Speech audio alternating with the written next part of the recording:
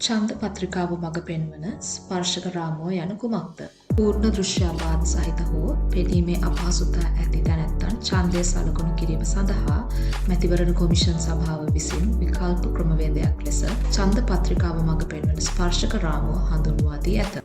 මෙය පූර්ණ දෘශ්‍යාබාධ හෝ පෙනීම අපහසුතා සහිත ඡන්ද හිමියන් සඳහා ඔවුන්ගේ ඡන්දය ස්වාධීනව රහස්‍යභාවයෙන් යුතුව ප්‍රකාශ කිරීමට අවස්ථාව ලබා දේ. ඔබට පූර්ණ හෝ අර්ධ දෘශ්‍යාබාධයක් ඇත්නම් හෝ ඔබ ජ්‍යෙෂ්ඨ පුරවැසියෙක් නම් ඔබේ නම් කරන ලද ඡන්ද මධ්‍යස්ථානයේ ජ්‍යෙෂ්ඨ ඡන්ද ස්ථානාධිපතිවරයාගෙන් ස්පර්ශක රාමුවක් ඉල්ලා සිටිය හැක.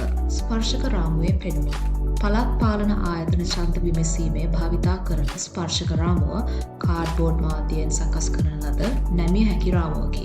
දිගින් අඩියක් වන සිරස් අතර සකසන ලද ස්පර්ශක රාමුව දකුණු අත පැත්තේ එකාකාරව කැපූ කොටු 20කින් සමග වේ. මෙම කොටු ඇඟිලි තුඩු වලට පහසුවෙන් හඳුනා ගැනීමට හා පිළිවෙලින් පහළට ගණන් කිරීමට උපකාරී වේ. ස්පර්ශක රාමුව ඡන්ද පත්‍රිකාවේ ඡන්දය සලකුණු කිරීමට ඇති ඉඩ ප්‍රමාණයට සාපේක්ෂව ඡන්දය සලකුණු කිරීමට හැකි වන පරිදි සමචතුරාශ්‍රාකාර කොටු කපා ඉවත් කර ඇත.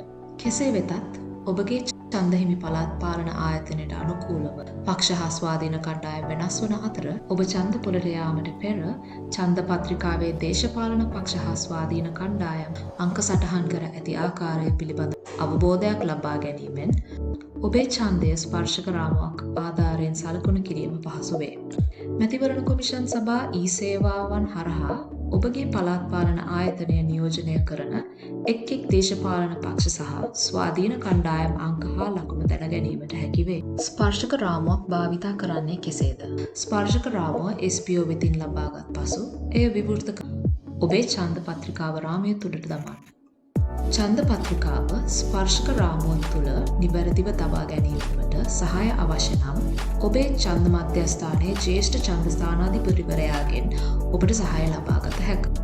ඡන්ද පත්‍රිකාව ස්පර්ශක රාමුව තුළ නිවැරදිව තබා ඇනම් ස්පර්ශක රාමුව පහළින් ඡන්ද පිටතට නොයා යුතුය.